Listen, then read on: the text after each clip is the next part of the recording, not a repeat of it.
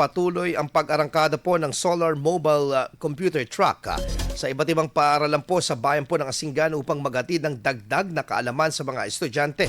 Kamakailan ay muli itong bumisita po sa Ariston Bantog Elementary School at Ariston Bantog National High School kung saan maraming kabataan ang nakinabang sa pagsasanay. Malaking tulong para sa mga estudyante ang pagkakaroon ng kaalaman sa larangan ng teknolohiya, lalo na't higit ngayon ito'y nagiging bahagi na ng pang-araw-araw na pag-aaral at iba't ibang mga aspeto ng pamumuhay.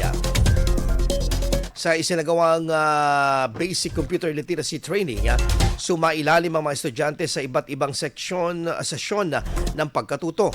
Kasabay nito, nagsagawa rin po ng pagsasanay para sa mga guro upang matiyak na sila man ay may sapat na kaalaman pagdating sa teknolohiya.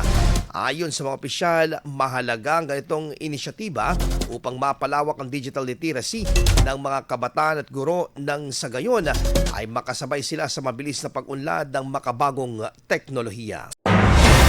IFM News. IFM News. IFM News.